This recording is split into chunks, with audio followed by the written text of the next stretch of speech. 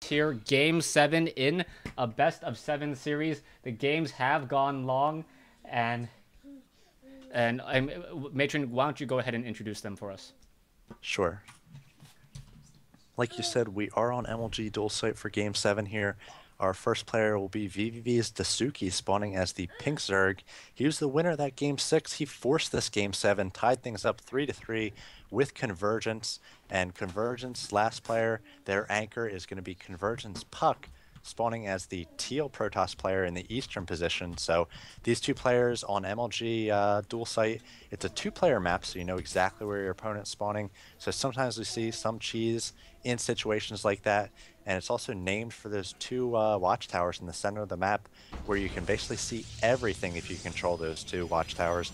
Those dual site watchtowers, one of which is a little bit misnamed. So we'll see how this game shakes out in Game 7. Pretty important one. Yeah, very, very important games. Really, really important Game 7. I need to make sure I wasn't muted for a second. As Dasuki now pretty much opening up standard plays so far. They haven't really shown or tipped their hand as of yet. I have seen some players try to do a Forge Fast expansion on dual site. It doesn't look like Puck perhaps is familiar enough with dual site in order to go for a Forge Fast expansion. Instead, he's going to go back to that old school Gateway Cybernetics core with a Zealot on the front door to try to hold off any Zerg pressure. Yeah, I was trying to talk about it a little bit before, both Xel'Naga and this map. That Forge Fast expand is just a little bit more vulnerable. As opposed to some of the latter maps they're coming out with, where there's not a lot of surface area. There's a ramp like Shakuris.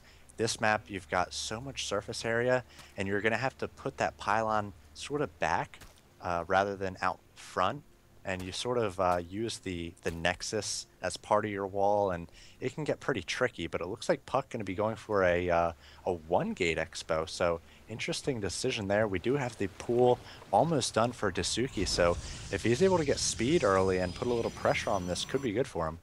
Yeah, a little bit nice of dance of the probes and drones in the early portion of the game.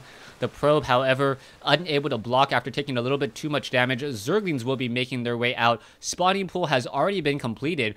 Puck's gonna come around, see that there is an egg trying to hatch, sees the spawning pool, and realizes he needs to get out of here. So that one probe now trying to run away. And the probe already down to 5 hit points, 20 shields. The Zerglings may be able to finish it off, as they do give chase, as a drone now comes back and reports on what he's seen. A front door, a gateway, now training up a stalker. No early Zealot, surprisingly, as we should be perhaps going into a faster Nexus. And I wonder if Puck's placing another low ground pylon. This is so interesting. He's investing a lot into these pylons on the low ground, and of course pylons give you supply. He needs them, but they're also in a vulnerable position down on the low ground. But he's sort of investing in the mid game where he can get that expansion up finally. Yeah, we'll see whether or not it pays off well for him. You can still see that Puck is very far away from getting in a Nexus, and I'm not sure what his strategy is. He does have double gas as well, but only 2 probes on each extractor. There is some calculation saying that there is a little bit of diminishing returns when you have 3 probes on gas, so perhaps he just wanted that additional gas and harvest a little bit more efficiently. But this is a build that I have yet to spot or see. It looks like he's going to use some early stalkers here to try to take map control and do some harassment. Maybe he'll take down a probe or a drone or two.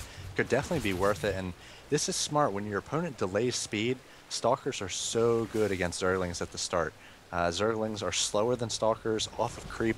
Stalkers have those shields, so any sort of damage they take, not really permanent. We see the 2 Stalkers just working on the Spinecrawler, forcing a lot of Spinecrawlers, in fact, so they're doing damage even though they are not killing a lot of units to the economy of Dasuki. Yeah, we'll see. Metabolic Boost still a little bit of ways away. Dasuki about to finish a Spinecrawler, and as soon as that Spinecrawler is up, it is going to change the tide of this battle, and that Stalker needs to get away. It does run away, and with 2 Spinecrawlers on the front door, I believe those Stalkers have done all the real damage that they're going to be able to do. As we now see, the Nexus is about 85% done. Gateway, double gateways now down here. A little bit of a tower defense map, zigzag, trying to get inside. No possible chance of a Zergling run by at all. as we now see Zerglings attempting a Zergling run by. Yeah, he only has the one sentry and just one force field, so the Zergling speed about to kick in, going to hit it at a nice time here. If they get a surround on these units, could do a lot of damage there, at least going to get that sentry, and we see a warp in, another sentry coming in, and I'm not sure if it's going to be enough. One force field does go down, but these Zerglings going to be able to get in here, at least take down some probes. Puck not very happy about the map, getting that expansion down off of one gate. Gate is so risky. He went for a Stargate as well, so this Void Ray is going to try to do its best to clean this up, but a lot of probes will go down, and Dasuki not really controlling this well. His Zerglings were running up against the probes for so long there, finally doing the hold position trick, so he's going to take down probes, going to take down perhaps another sentry, but he's done quite a bit of damage here. Yeah, doing a lot of damage here. Taking a look at the total losses, Harvester count 34 to 25 now, and now it is up to Puck to see what he can do in this matchup. The force fields were not really well placed. The Zerglings were able to squeeze by, and it really looked like Puck wanted to perhaps... I think it was one of those situations where if it was Xel'Naga Caverns, he would know how to set up a Forge Fast expansion. A lot of Protoss players practice that. It's a little bit more difficult, but when it's a map like Dual Site where you really don't know how to utilize it at all, problems do occur, as now an Overlord is going to be sacrificed by Dasuki as probes are finally in position. And right behind all that, it looks like Dasuki did a nice job droning up. It's 44 to 32. He's also attempting to take his third, but I have a feeling that's going to be canceled here as the Void Ray makes its way down there. And Puck had that Void Ray, and he was deciding whether to go to the natural or the third. He sort of bounced it between the two a few times, but finally he made the right choice, settling in on this third. And actually, no cancel will be forced here, but he's going to do quite a bit of damage before these queens do get down here to fend him off. But I think Dasuki in a decent position, and Puck is in a recoverable situation, so not too bad for either player. Could still go both ways, or either way. Yeah, still could go either way. Dasuki does have 4 queens. 3 queens were currently guarding this one particular hatchery. A spine crawler needs to be added, and we'll see how this is going to be, how Puck is going to follow this up. Puck already has the food advantage again, up to 60 food compared to 57 now. Spore crawlers are being placed down, and we are going to see Hydralisk once more. Dasuki not afraid of going Hydralisk, even though this is not Heart of the Swarm. No Hydralisk movement speed upgrade, and now Roaches and Hydralisk with Spore Crawlers being placed across the map. I mean, Hydras aren't really a surprise in this matchup, especially when your opponent goes for that Void Ray tech right away. In ZVT, it's a little bit less useful, but Hydras are good units, even without that speed upgrade. Sure, you can't push out right away when they come, but they're very good for defense, and we see a Transfuse going off on that Queen. It's going to fend off these Void Rays as the Spore Crawler does finish, and Dasuki going to be on these 3 bases, does a little bit of a drone pump. He'll be about 55 in a moment, needs to get it maybe about 15 more, and then go into a mid-game with a strong Hydra Roach composition. Yeah, taking a look at Puck right now, Puck has invested into a robotics facility, now getting the robotics bay. He needs to get Colossi.